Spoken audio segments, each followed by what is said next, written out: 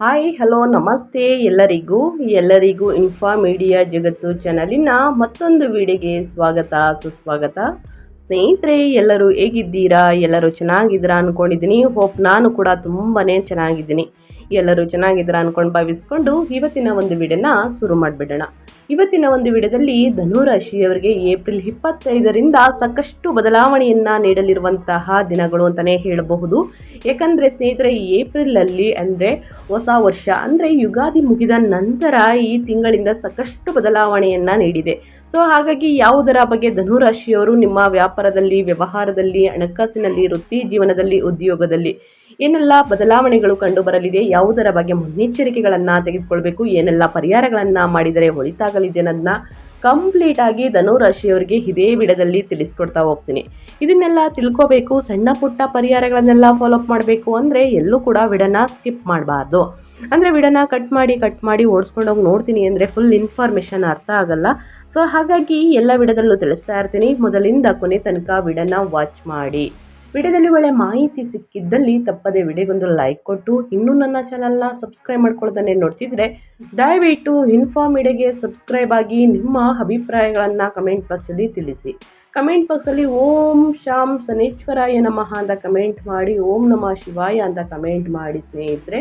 ಶಿವನ ಅನುಗ್ರಹದಿಂದ, ಶನಿದೇವರ ಕೃಪೆಯಿಂದ ನಿಮ್ಮ ಜೀವನದಲ್ಲಿರುವ ಕಷ್ಟಗಳು, ಸಮಸ್ಯೆಗಳು, ಅಡಚಣೆಗಳು ಏನೇ ಇದ್ರೂ ಕೂಡ ಸಂಪೂರ್ಣವಾಗಿ ನಿವಾರಣೆಯಾಗಲಿ ಅಂತ ಕೇಳ್ಕೊತಾ ವಿಡಿಯೋದ ಕಡೆ ಗಮನ ಕೊಟ್ಬಿಡೋಣ.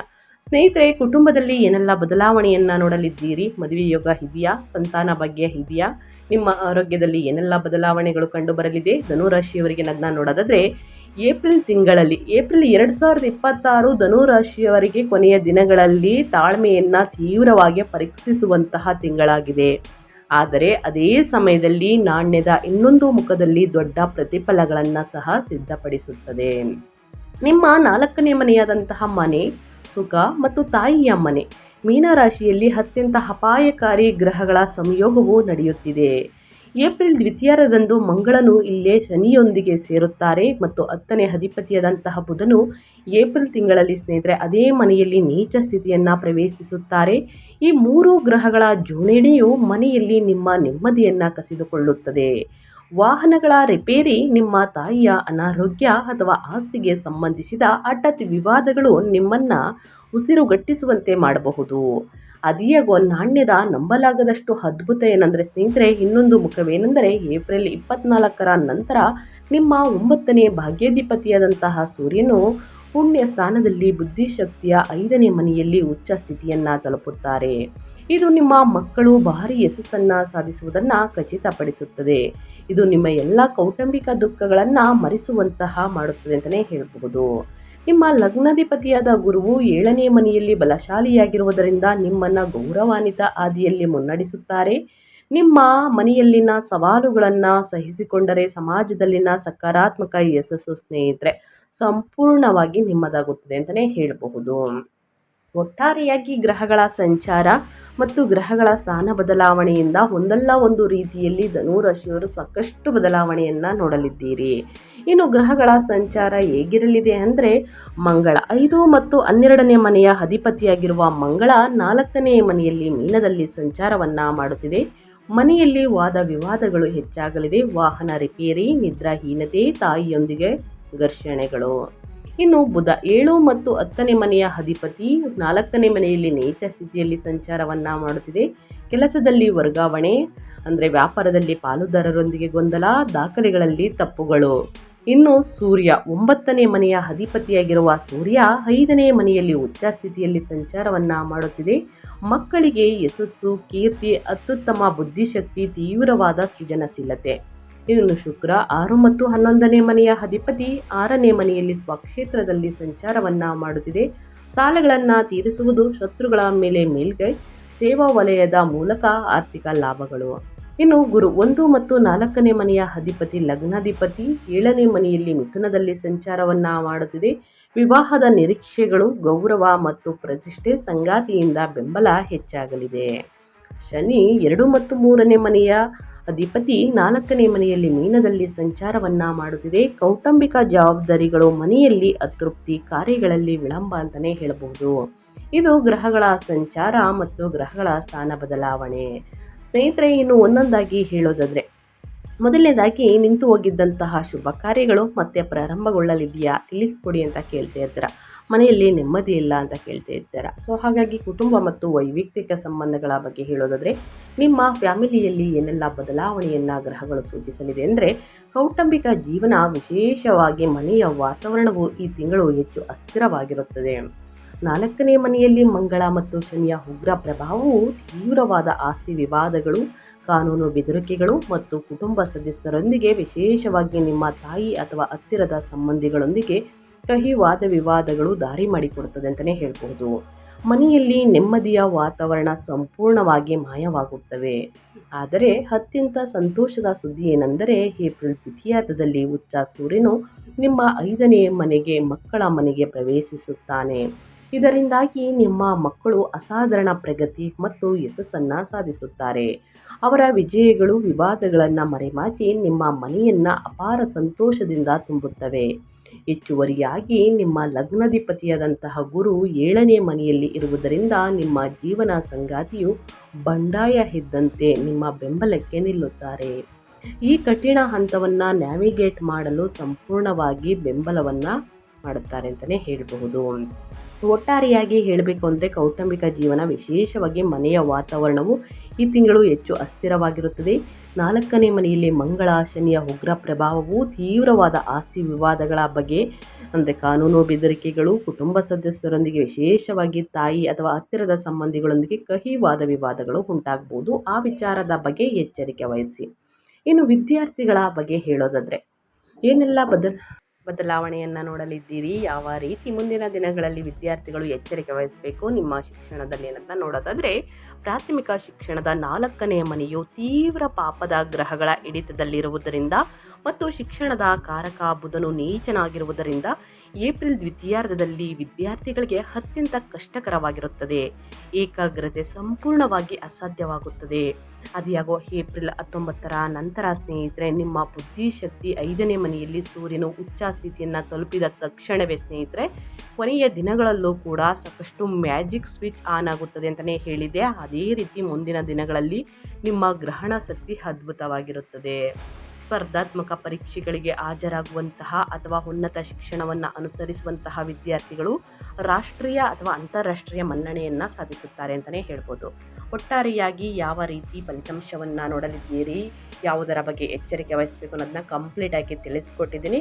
ಇನ್ನು ಮುಂದಿನದಾಗಿ ಹೇಳೋದಾದರೆ, ಆರೋಗ್ಯ ಮತ್ತು ಯೋಗಕ್ಷೇಮದ ಬಗ್ಗೆ ಹೇಳೋದಾದರೆ, ನಿಮ್ಮ ಹೆಲ್ತಲ್ಲಿ ಏನೆಲ್ಲ ಬದಲಾವಣೆಯನ್ನು ಗ್ರಹಗಳು ಸೂಚಿಸಲಿದೆ, ಯಾವುದರ ಬಗ್ಗೆ ಎಚ್ಚರಿಕೆ ವಹಿಸಬೇಕು ಅಂದರೆ, ಎದೆ ಮತ್ತು ಹೃದಯದ ಪ್ರದೇಶವನ್ನು ನಿಯಂತ್ರಿಸುವ 4ನೇ ಮನೆಯಲ್ಲಿ ಪಾಪದ ಗ್ರಹಗಳ ಶನಿ ಮತ್ತು ಮಂಗಳ ಸಂಯೋಗವು ಗಮನಾರ್ಹ ಆರೋಗ್ಯದ ಅಪಾಯಗಳನ್ನು ತಂದೊಡ್ಡುತ್ತದೆ. ಎದೆಯಲ್ಲಿ ಒಂಥರ ಭಾರ ಅನಿಸುವಿಕೆ, ಸಮಸ್ಯೆಗಳು, ಎದೆಯಲ್ಲಿ ಕಫ ಕಟ್ಟಿಕೊಳ್ಳುವಿಕೆ ಅಥವಾ ತೀವ್ರವಾದ ಮಾನಸಿಕ ಆತಂಕದಿಂದ ಬಳಲಂತೂ ಸಾಧ್ಯತೆ ಇದೆ ಅಂತಲೇ ಹೇಳ್ಬೋದು. ನಿದ್ರೆಹೀನತೆ ನಿಮ್ಮನ್ನು ಕಾಡಬಹುದು. ಬಹಳವಾಗಿ ನಿಮ್ಮ ತಾಯಿಯ ಆರೋಗ್ಯದ ಕಡೆಗೆ ನೀವು ತೀವ್ರ ಗಮನ ಹರಿಸಬೇಕು. ನಿಮ್ಮ ತಂದೆ ಮತ್ತು ನಿಮ್ಮ ತಾಯಿಯ ಆರೋಗ್ಯದ ಜೊತೆಗೆ ನಿಮ್ಮ ಆರೋಗ್ಯದ ಕಡೆಯೂ ಕೂಡ ಸಾಕಷ್ಟು ಗಮನ ಹರಿಸಬೇಕಾಗುತ್ತದೆ. ಏಕೆಂದರೆ ಆಕೆಗೆ ಭಾರಿ ವೈದ್ಯಕೀಯ ವೆಚ್ಚಗಳು ಸೂಚಿಸಲಾಗುತ್ತದೆ ಸ್ನೇಹಿತರೆ. ಅದ್ಯಾಗೋ 7ನೇ ಮನೆಯಿಂದ ಲಗ್ನದ ಮೇಲೆ ಗುರುವಿನ ಶುಭ ದೃಷ್ಟಿಯು ಈ ಆರೋಗ್ಯ ಸಮಸ್ಯೆಗಳನ್ನು ತ್ವರಿತವಾಗಿ ನಿಯಂತ್ರಣಕ್ಕೆ ತರುವುದನ್ನು ಖಚಿತಪಡಿಸುತ್ತದೆ. ಏಪ್ರಿಲ್ 24ರಂದು ಸೂರ್ಯನು ಬಲವನ್ನು ಪಡೆದ ನಂತರ ನಿಮ್ಮ ಆತ್ಮವಿಶ್ವಾಸ ಮತ್ತು ದೈಹಿಕ ಚೈತನ್ಯವು ದ್ವಿಗುಣಗೊಳ್ಳುತ್ತದೆ ಅಂತಲೇ ಹೇಳಬಹುದು. ಒಟ್ಟಾರೆಯಾಗಿ ಏನೆಲ್ಲ ಬದಲಾವಣೆಯನ್ನು ಕುಟುಂಬದಲ್ಲಿ ನೋಡಲಿದ್ದೀರಿ, ಯಾವುದರ ಬಗ್ಗೆ ಎಚ್ಚರಿಕೆ ವಹಿಸಬೇಕು ಅನ್ನೋದನ್ನ ಕಂಪ್ಲೀಟಾಗಿ ತಿಳಿಸ್ಕೊಟ್ಟಿದ್ದೀನಿ. ಏನೇ ಡೌಟ್ಸ್ ಇದ್ರೂ ಕೂಡ ಕಮೆಂಟ್ ಮಾಡಿ ಅಂತ ಹೇಳ್ತಾ, ಇನ್ನು ಮುಂದಿನದಾಗಿ ಹೇಳೋದಾದರೆ ಸ್ನೇಹಿತರೆ, ಹಣಕಾಸಿನ ಬಗ್ಗೆ ಅಂದರೆ ನಿಮ್ಮ ಹಣಕಾಸಿನ ಫೈನಾನ್ಸ್ ಬಗ್ಗೆ ಹೇಳೋದಾದರೆ, ಏನೆಲ್ಲ ಬದಲಾವಣೆಯನ್ನು ಗ್ರಹಗಳು ಸೂಚಿಸಲಿದೆ, ಯಾವುದರ ಬಗ್ಗೆ ಎಚ್ಚರಿಕೆ ವಹಿಸಬೇಕು ಅಂದರೆ, ಆರ್ಥಿಕವಾಗಿ ಈ ತಿಂಗಳ ದ್ವಿತೀಯಾರ್ಧದಲ್ಲಿ ನಿಮ್ಮನ್ನು ಪರೀಕ್ಷಿಸುತ್ತಿದ್ದಂತೆ ಆದರೆ ಅಂತ್ಯದ ವೇಳೆಗೆ ಅಪಾರ ಪರಿಹಾರವನ್ನು ನೀಡುತ್ತದೆ. ನಿಮ್ಮ 2ನೇ ಧನಾಧಿಪತಿಯಾದಂತಹ ಶನಿಯು ಮಂಗಳನ ಜೊತೆಗೆ 4ನೇ ಮನೆಯಲ್ಲಿ ಇರುವುದರಿಂದ ಮನೆ ರಿಪೇರಿ, ವಾಹನ ನಿರ್ವಹಣೆ ಅಥವಾ ಆಸ್ತಿ ತೆರಿಗೆಗಳಿಗೆ ನೀವು ಹೆಚ್ಚು ಖರ್ಚು ಮಾಡುವಂತೆ ಒತ್ತಾಯಿಸಲಾಗುತ್ತದೆ. ಹಣವು ನೀರಿನಂತೆ ಹರಿದು ಹೋಗುತ್ತಿರುವಂತೆ ನಿಮಗೆ ಅನ್ನಿಸಬಹುದು. ಆದರೆ ಏಪ್ರಿಲ್ 24ರ ನಂತರ 5ನೇ ಮನೆಯಲ್ಲಿರುವ ಉಚ್ಚ ಸೂರ್ಯನ ಪ್ರಭಾವವು ಊಹಾಪೋಹ ಅಥವಾ ಹಿಂದಿನ ಹೂಡಿಕೆಗಳ ಮೂಲಕ ಹಠಾತ್ ಆರ್ಥಿಕ ಲಾಭವನ್ನು ತರುತ್ತದೆ. ಇದಲ್ಲದೆ ಏಪ್ರಿಲ್ ದ್ವಿತೀಯಾರ್ಧದಲ್ಲಿ ಅಂದರೆ 29ನೇ ತಾರೀಕಿನ ನಂತರ 6ನೇ ಮನೆಯಲ್ಲಿ 11ನೇ ಅಧಿಪತಿಯಾಗಿರುವಂತಹ ಶುಕ್ರನು ಬಲವಾಗಿ ನೆಲೆಸಿರುವುದರಿಂದ ನಿಮಗೆ ಬರಬೇಕಾದಂತಹ ಹಳೆಯ ಹಣವನ್ನು ನೀವು ಸುಲಭವಾಗಿ ವಸೂಲಿ ಮಾಡುತ್ತೀರಿ ಮತ್ತು ನಿಮ್ಮ ಸ್ವಂತ ಸಾಲಗಳನ್ನು ತೀರಿಸುವ ಬುದ್ಧಿವಂತ ಮಾರ್ಗಗಳನ್ನು ಸಹ ನೀವು ಕಂಡುಕೊಳ್ಳುತ್ತೀರಿ ಅಂತಲೇ ಹೇಳಬಹುದು. ಒಟ್ಟಾರೆಯಾಗಿ ಹಣಕಾಸಿನ ವಿಚಾರದಲ್ಲಿ ಯಾವುದರ ಬಗ್ಗೆ ಎಚ್ಚರಿಕೆ ವಹಿಸಬೇಕು, ಏನೆಲ್ಲ ಅದೃಷ್ಟದ ಫಲಗಳನ್ನು ಧನುರಾಶಿಯವರು ನೋಡಲಿದ್ದೀರಿ ಅನ್ನೋದನ್ನ ತಿಳಿಸ್ಕೊಟ್ಟಾಯಿತು. ಇನ್ನು ಮುಂದಿನದಾಗಿ ಹೇಳೋದಾದರೆ ವ್ಯಾಪಾರ ಮತ್ತು ಸ್ವಯಂ ಉದ್ಯೋಗದ ಬಗ್ಗೆ ಹೇಳೋದಾದರೆ, ವ್ಯಾಪಾರ ಮಾಲೀಕರಿಗೆ ನಿಮ್ಮ ಲಗ್ನಾಧಿಪತಿಯಾದಂತಹ ಗುರು ಭಗವಾನ್ ನಿಮ್ಮ 7ನೇ ವ್ಯಾಪಾರದ ಮನೆಯಲ್ಲಿ ಕುಳಿತಿರುವುದರಿಂದ ನಂಬಲಾಗದಂತಹ ರಕ್ಷಣಾ ಕವಚವಾಗಿದೆ. ನೀವು ಉನ್ನತ ನೈತಿಕತೆ ಮತ್ತು ಮೌಲ್ಯಗಳೊಂದಿಗೆ ನಿಮ್ಮ ವ್ಯಾಪಾರವನ್ನು ನಡೆಸುತ್ತೀರಿ.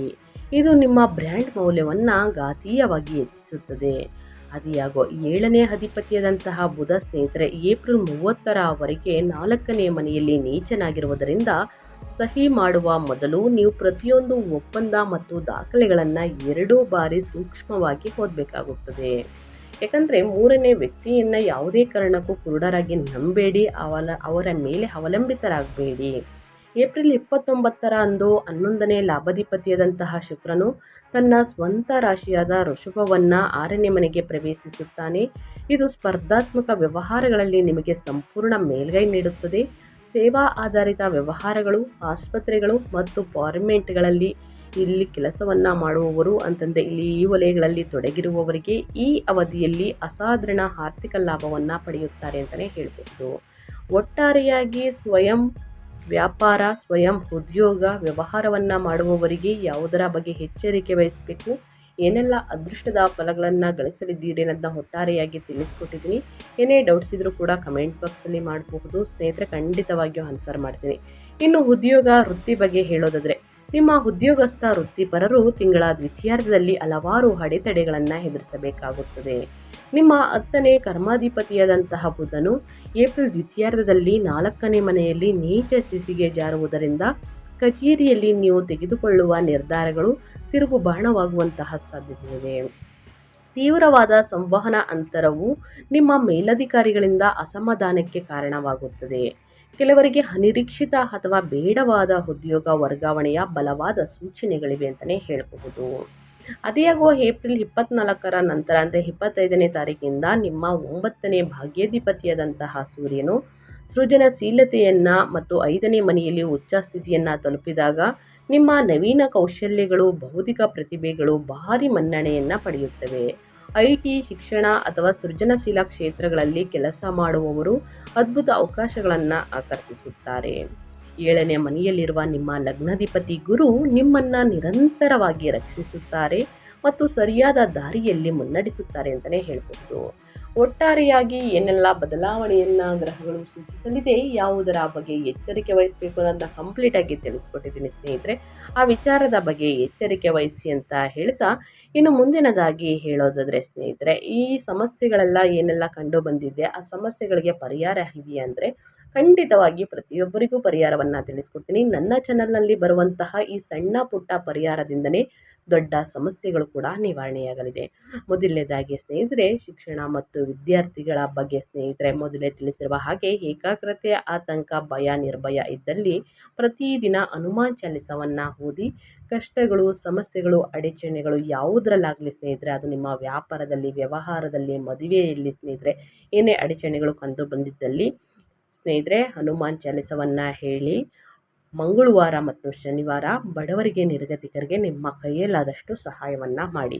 ನಿಮ್ಮ 4ನೇ ಮನೆಯಲ್ಲಿರುವ ತೀವ್ರವಾದ ಮಂಗಳ, ಶನಿ ಮತ್ತು ನೀಚ ಬುಧ ದೋಷಗಳನ್ನು ಹೋಗಲಾಡಿಸಲು ಮತ್ತು ನಿಮ್ಮ ಮನೆಯಲ್ಲಿ ಶಾಂತಿಯನ್ನು ಪುನಃಸ್ಥಾಪಿಸಲು ಈ ಪರಿಹಾರಗಳನ್ನು ಅನುಸರಿಸಿ ಖಂಡಿತವಾಗಿಯೂ ಸಮಸ್ಯೆಗಳು ನಿವಾರಣೆಯಾಗಲಿದೆ. ವಿಷ್ಣು ದೇವರ ಆರಾಧನೆ ಅಂದರೆ 10ನೇ ಅಧಿಪತಿಯಾದ ಬುಧನ ನೀಚ ಸ್ಥಿತಿಯನ್ನು ತೆಗೆದುಹಾಕಲು ಮತ್ತು ನಿಮ್ಮ ಕೆಲಸದ ಸ್ಥಳದಲ್ಲಿ ಗೊಂದಲವನ್ನು ನಿವಾರಿಸಲು ಪ್ರತಿ ಬುಧವಾರ ಶ್ರೀ ವಿಷ್ಣು ಸಹಸ್ರನಾಮ ಸ್ತೋತ್ರವನ್ನು ಪಠಿಸಿ. ಇನ್ನು ಮಾತೃ ಸೇವೆ, ನಿಮ್ಮ 4ನೇ ಮತ್ತು ನಿಮ್ಮ ತಾಯಿಯು ತೀವ್ರವಾದ ಜ್ಯೋತಿಷ್ಯ ದೋಷಗಳನ್ನು ಎದುರಿಸುತ್ತಿರುವುದರಿಂದ ನಿಮ್ಮ ತಾಯಿಯನ್ನು ಗೌರವಿಸುವುದು, ಅವಳಿಗೆ ಸೇವೆ ಮಾಡುವುದು ಮತ್ತು ಪ್ರತಿದಿನ ಅವಳ ಆಶೀರ್ವಾದವನ್ನು ಪಡೆಯುವುದು ಅಂತಿಮ ಮತ್ತು ಅತ್ಯಂತ ಶಕ್ತಿಶಾಲಿ ಪರಿಹಾರವಾಗಿದೆ. ಇನ್ನು ಹನುಮಾನ್ ಚಾಲಿಸ ಮನೆಯಲ್ಲಿ ಅಶಾಂತಿ, ಕೋಪ ಮತ್ತು ಆಸ್ತಿಗೆ ಸಂಬಂಧಿಸಿದ ಕಾನೂನು ವಿವಾದಗಳನ್ನು ಕಡಿಮೆ ಮಾಡಲು ಪ್ರತಿ ಮಂಗಳವಾರ ಮತ್ತು ಶನಿವಾರ ಹನುಮಂತನನ್ನು ಆರಾಧಿಸಿ ಮತ್ತು ಹನುಮಂತನ ಚಾಲಿಸವನ್ನು ಪಠಿಸುವುದರಿಂದ ಕಷ್ಟಗಳು, ಸಮಸ್ಯೆಗಳು ಕ್ರಮೇಣವಾಗಿ ಕಡಿಮೆಯಾಗಲಿದೆ ಅಂತ ಹೇಳ್ತಾ ಧನುರಾಶಿಯವರಿಗೆ ಸ್ನೇಹಿತರೆ ನಾನು ವಿಡಿಯೋನ ಎಂಡ್ ಮಾಡ್ತಾ ಇದ್ದೀನಿ. ಧನುರಾಶಿಯವರಿಗೆ ಇವತ್ತಿನ ಒಂದು ವಿಡಿಯೋದಲ್ಲಿ ಸಂಪೂರ್ಣ ಮಾಹಿತಿ ಸಿಕ್ಕಿದ್ದಲ್ಲಿ, ಈ ವಿಡಿಯೋ ಯೂಸ್ಫುಲ್ ಅನಿಸಿದ್ದಲ್ಲಿ ವಿಡಿಯೋಗೆ ಲೈಕ್ ಮಾಡೋದನ್ನ ಮರ್ತಿದ್ರೆ ಲೈಕ್ ಮಾಡಿ. ಇನ್ನು ನನ್ನ ಚಾನಲ್ನ ಸಬ್ಸ್ಕ್ರೈಬ್ ಮಾಡ್ಕೊಂಡಿಲ್ಲ ಅಂದರೆ ಇನ್ಫಾ ಮೀಡಿಯಾಗೆ ಸಬ್ಸ್ಕ್ರೈಬ್ ಆಗಿ ನಿಮ್ಮ ಅಭಿಪ್ರಾಯಗಳನ್ನು ಕಮೆಂಟ್ ಬಾಕ್ಸಲ್ಲಿ ತಿಳಿಸಬಹುದು. ಯಾರೆಲ್ಲ ಸಬ್ಸ್ಕ್ರೈಬ್ ಮಾಡಿಕೊಂಡು ಪ್ರತಿನಿತ್ಯ ವಿಡಿಯೋ ವಾಚ್ ಮಾಡ್ತಿದ್ದೀರಾ ಅಂಥವರಿಗೆ ಥ್ಯಾಂಕ್ ಯು ಸೋ ಮಚ್ ಅಂತ ಹೇಳ್ತಾ, ಈ ಅದೃಷ್ಟ ರಾಶಿ ನಿಮ್ಮ ಕುಟುಂಬದಲ್ಲಿ, ನಿಮ್ಮ ಸ್ನೇಹಿತರೆ ಯಾರಾದರೂ ಒಂದರಿದ್ದರೆ ದಯವಿಟ್ಟು ಅವ್ರಿಗೆ ವಿಡಿಯೋವನ್ನು ಶೇರ್ ಮಾಡಿ. ನಿಮ್ಮ ಕಡೆಯಿಂದ ಅದೃಷ್ಟದ ಭವಿಷ್ಯವನ್ನು ಅವರು ಕೂಡ ತಿಳ್ಕೊಂಡಂಗಾಗುತ್ತೆ. ಓಕೆ, ಯಾರೆಲ್ಲ ಸಬ್ಸ್ಕ್ರೈಬ್ ಮಾಡ್ಕೊಂಡಿದ್ದೀರಾ ಅವ್ರಿಗೆ ಮತ್ತೊಮ್ಮೆ ಥ್ಯಾಂಕ್ ಯು ಸೋ ಮಚ್ ಅಂತ ಹೇಳ್ತಾ ಮತ್ತೊಂದು ವಿಡಿಯೋದಲ್ಲಿ ಸಿಗ್ತೀನಿ. Thank you for watching.